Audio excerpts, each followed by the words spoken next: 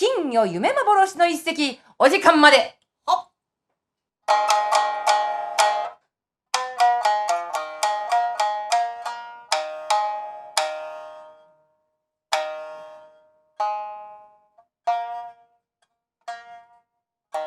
それはまだ人々が愚かという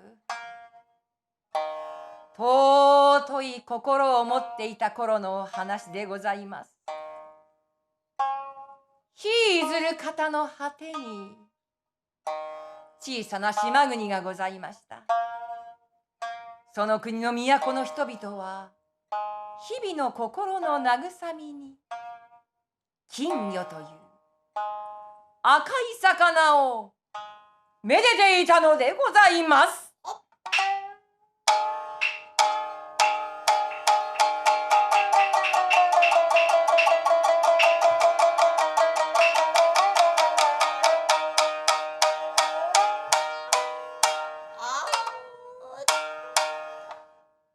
生まれは遠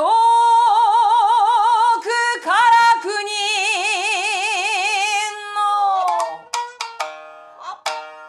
の突然変化の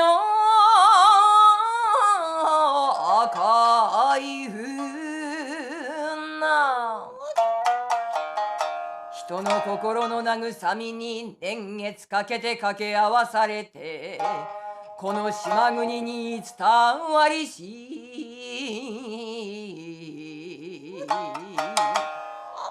和金龍金獅子頭出目金団中江戸西金魚金魚短い命夢の人と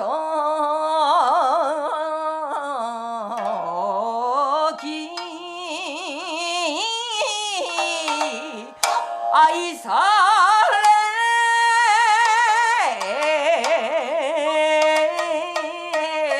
れよ。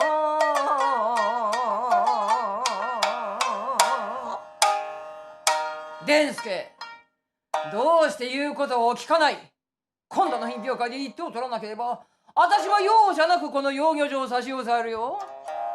俺お前さんは東大一の金魚師、今までも数々美しい金魚を作ってきた。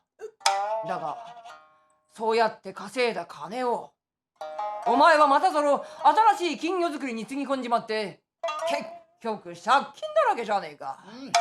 千年死んだあの燃えるように赤い和金、あの紅さえ出せば必ず一等取れたものを結局出さずに死なしてしまって、一等の金魚はそりゃあ高値で売れる。いっぺんで借金が返せる。なあ伝助、今度こそ品評会に出すんだぜ。都の片隅の小さな養魚場、主の伝助が金貸しの金兵衛に責められているその足元では、彼の生み出した美しい金魚たちが剣を競って泳ぎ回っておりました。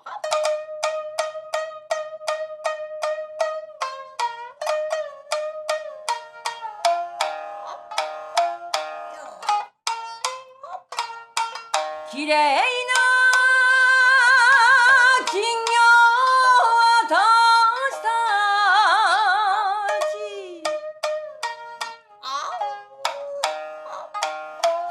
ち人は夢見る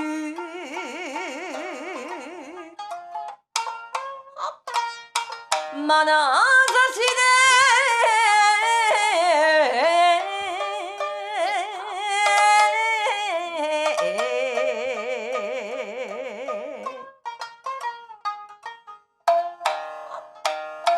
水に遊ぶ姿を見る私たちの合言葉は見られめでられきれいになれ、安い金魚は縁日の金魚すくいに出されてしまう、金魚すくいは怖くて嫌よ。だから長いおひれをば夢のように泳がせて人の心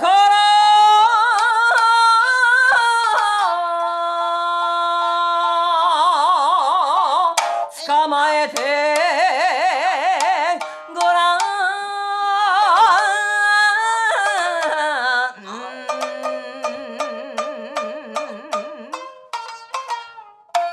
みんなよくお聞き。見られめでられきれいにおなり、甘い餌をたんと食べて、おひれをもっと振って、主の伝助に見せつけておやり。姉様見て、あの新入りの子は赤くも白くも黒くもないわ。甘い餌を食べずに石についた苔ばっかり食べてるわ。そうよ姉様。あの子はせっかくの涼しい水の方にはいないで、わざわざ日向水の方にばかりいるわ。へえ、おかしな子だこと。声をかけてみよう。ねえお前。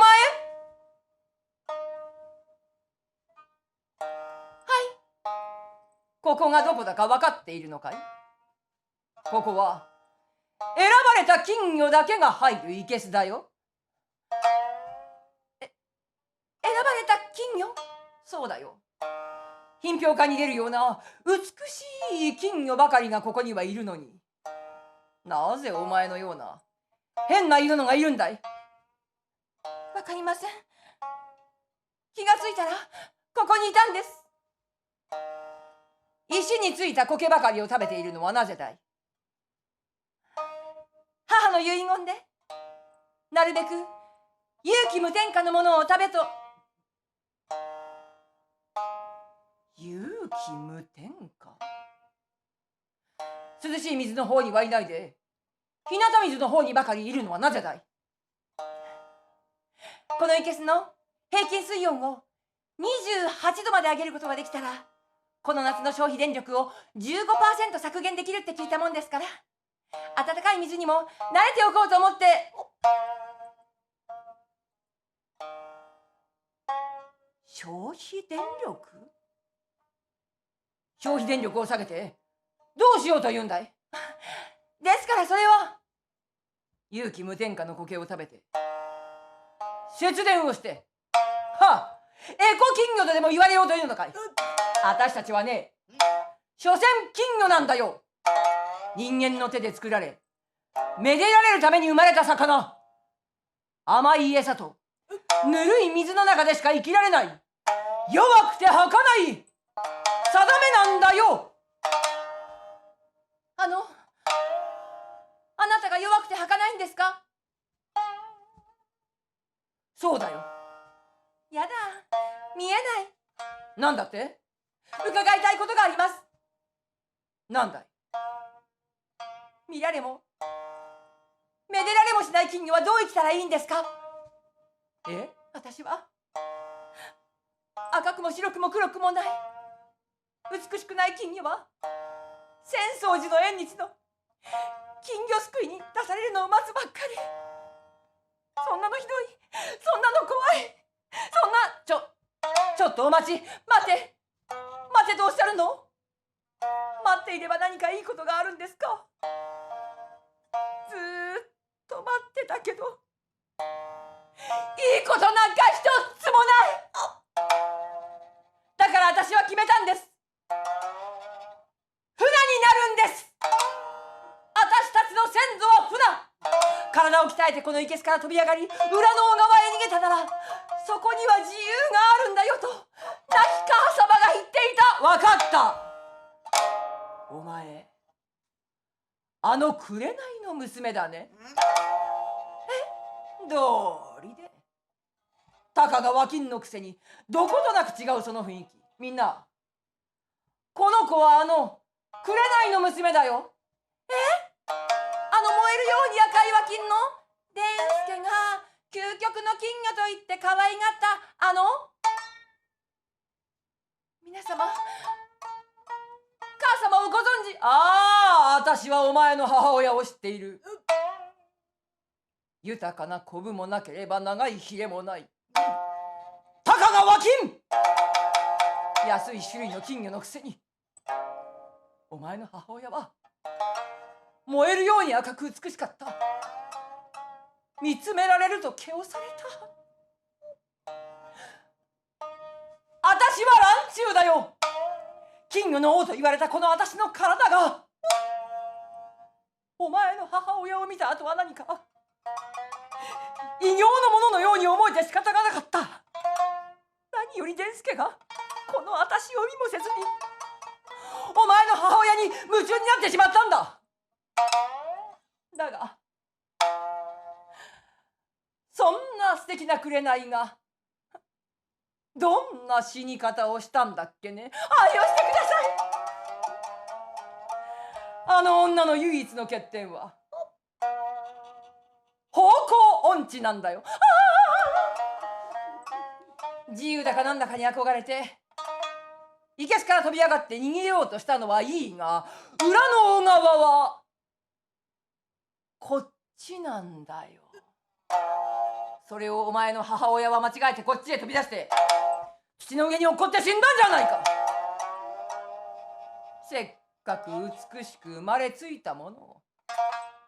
だから私たちはね、人間のもとで見られめでられ生きるしかないんだよ。見られもめでられもしないものは、そんなことは私の知ったことじゃない。自由だって船になりたいだってなれるわけがないじゃないか。みんなこの猟犬違いの子をちょいとつついておやり。あちらでつつかれこちらでつつかれ、思わず飛び上がるといけすの外の土の上にピシャリと落ちた。驚いてピチピチ跳ねてはいたが、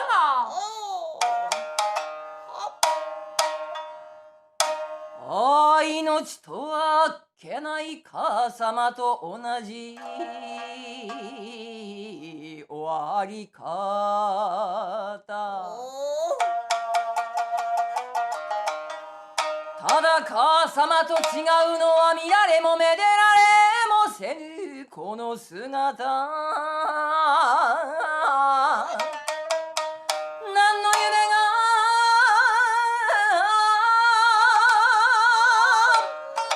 がもてようか。死んであの世の母様に会えるのならばそれもよし。諦めかけたその時に、なんでこんなところに飛び出ているんだ。そっとすくい上げたのはこの養魚場の主の伝助。触らないで。私はもう死ぬのよ。何を言ってるんだ。お前は俺の宝なんだぞ。生きてたっていいことなんか一つもない。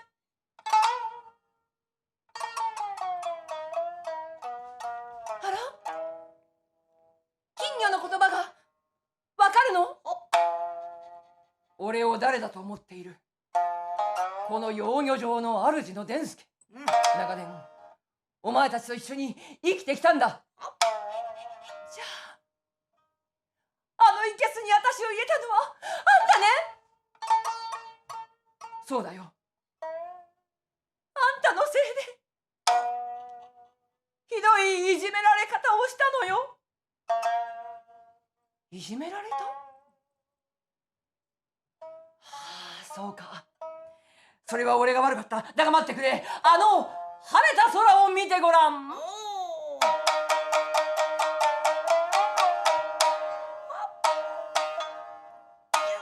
あの青い空を見てからお前の体を見てごらん。鱗の色は空に似て透き通るような深い青。長い年月金魚師たちが手をかけ金をかけ、ついに出せない幻の色。その憧れの色が今初めて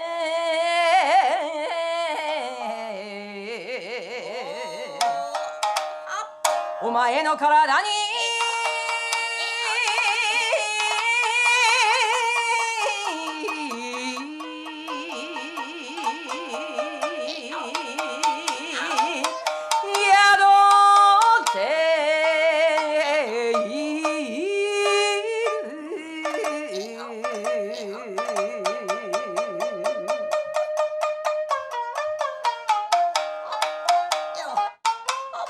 お前を産んだ紅は俺の心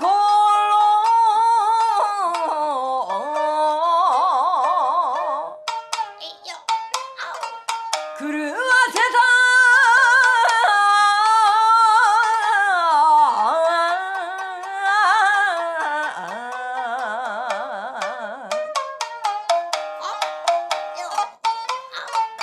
けど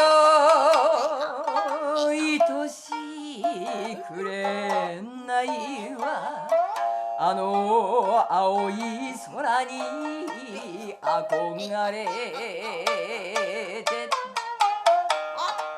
自由を求め続けていたですけ私をここから逃がして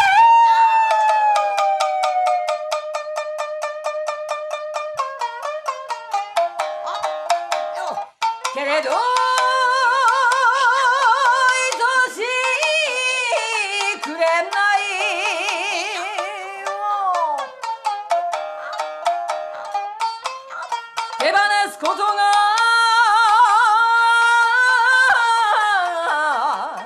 できただろうか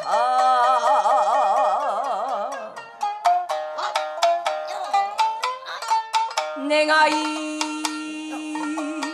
叶わず儚く死んだ母の空への憧れが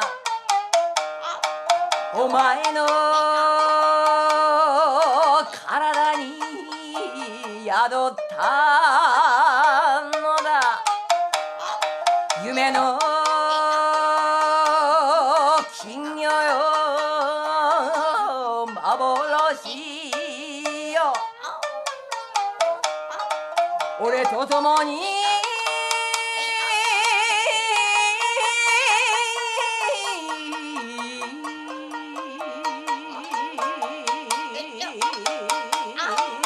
生きておくれ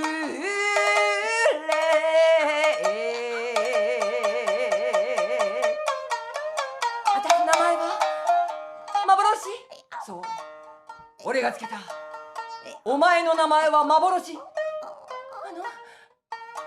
私は美しいの俺の宝だと言っただろう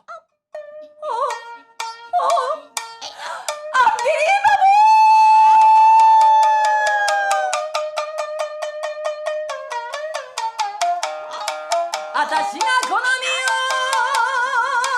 をくねらせれば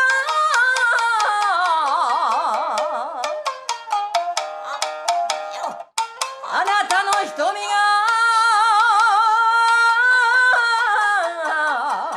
苦しく揺れる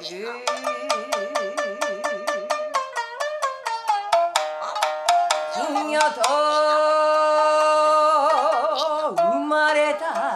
私の希望が一つ見つかった生きるでさ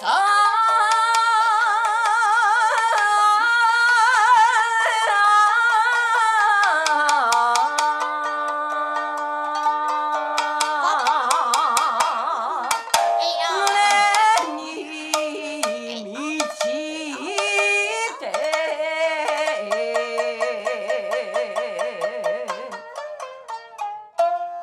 幻よ、お前も自由に憧れるか？私はあんたと一緒に生きるわ。じゃあこの生けすから逃げないと誓ってくれるか？いいわよ、でんちゃん。でんちゃん、ありがとうマボちゃん。こんな二人の蜜月に割って入ったのは例の金貸しの金兵衛だった。伝助、お前青い金魚を作ったって本当？これか。はあ、こりゃあ見事だな。伝助、でかしたぞ。この青い金魚を品評会に出したらな、おめえは借金返済どころか金魚長者だ。だな、待っておくんねえな。この金魚は、この幻だけはうるさい。そうか、この金魚の名前は幻か。幻よ、お前はいくらで売れてくれるかな？あ、伝助、助けて、待ってくれ、待ってくれ、俺の幻。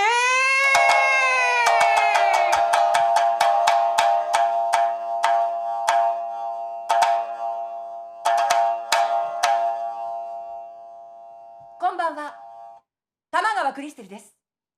ニュースを申し上げます。イギリスの伝統あるオークションハウスクリスティーズに日本の金魚が出品されることになりました。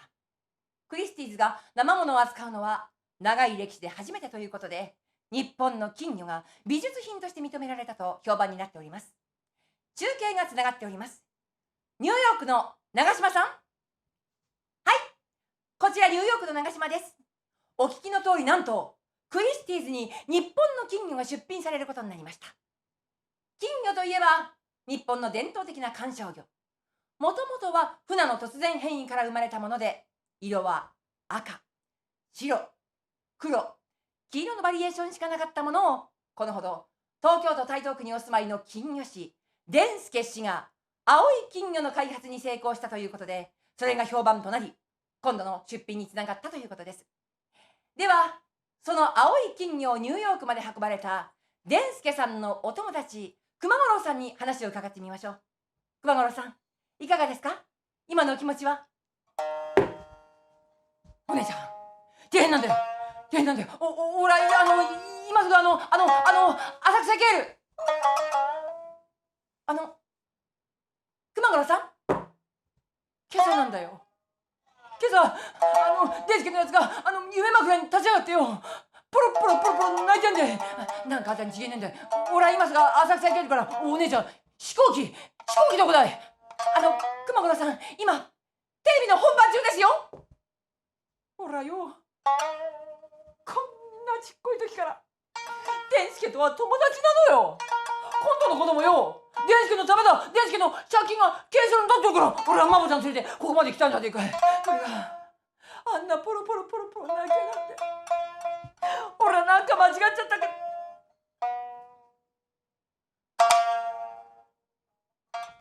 おう、お姉ちゃんよ、あれなんだい、こっち向けてるあの四角いのなんだい、なんだい、何？テレビカメラ？テレビカメラ？今俺あれ映ってんの？デンスケ、俺かい、くまない、悪かった、俺が悪かったんで、おめえのためなんだなと思ったんだけど、今すぐママちゃん連れておめえのとこに帰るから、早まるんだねえぞ、デンスケ。熊五郎さん、どうもありがとうございました。たった今速報が入りました。青い金魚の幻が落札されました。アメリカの IT 関連企業社長とアラブ首長国連邦の油田王との間で競り合いが続いておりましたが、落札したのはアラブの油田王とのこと。やっぱりいまだに化石燃料強いんですね。ということで中継を終わります。てなわけで、青い金魚の幻は海を渡ってはるか中東アラブの国へ。一方こちら養魚場では、姉様、私たちもう体が持ちませんわ。デンスケはあれから人が変わったよ。餌もくれなければ水も取り替えてくれない。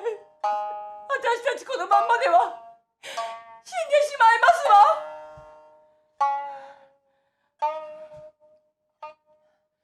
仕方がない。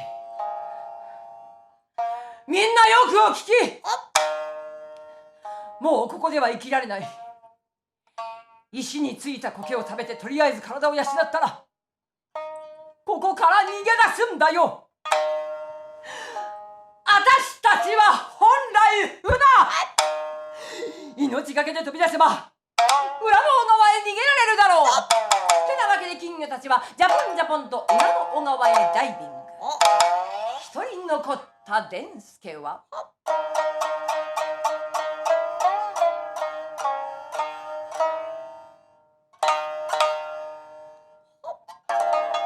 心にぽっかり開いた穴、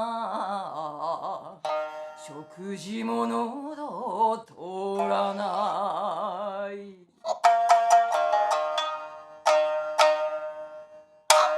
幻よ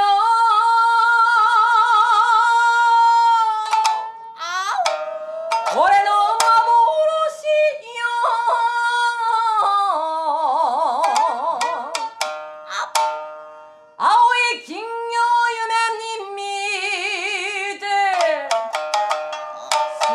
捧げてきたけれど夢の金魚を得た途端この手元から逃げてゆく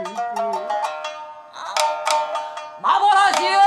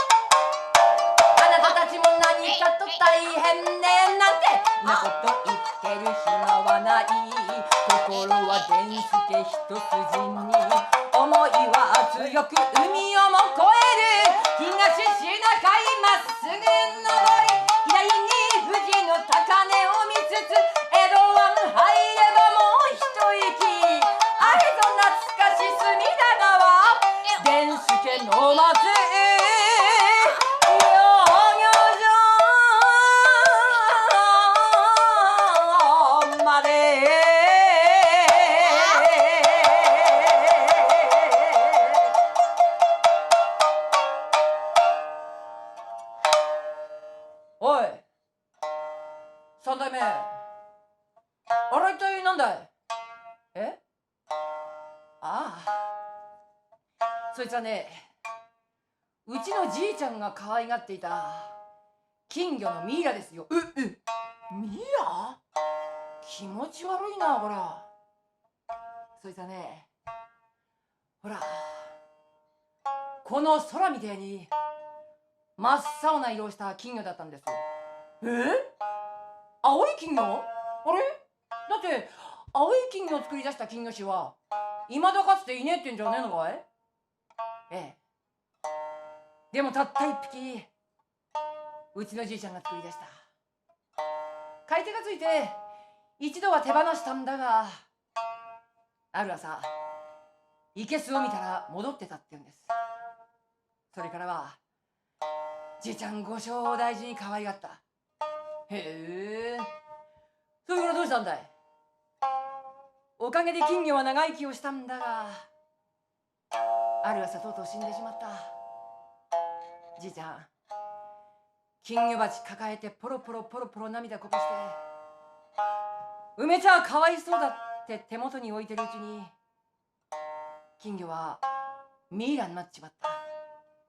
それからほどなくじいちゃんも死んじまったんですよ。なんだいそりゃ、まるで後追いじゃねえかい。いやそりゃどんな可愛がってたか知らねえけどさ、いやごめんよこんな言い方したら。でもさ、たかが金魚だろ。ええ、たかが金魚。でもね、三代目継いでる足からすりゃ羨ましい気がするんですよ。金魚師が金魚一匹に惚れ抜いて一緒に生きて命の終わりまで一緒になっちまって、そりゃ世間様に自慢できることじゃありませんけどね。でも足からしたらそのじいちゃんの一途さが心底羨ましいんですよ。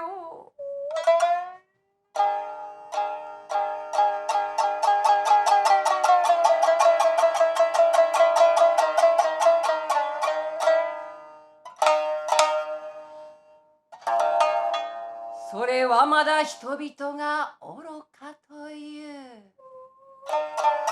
尊い心を持っていた昔々の物語。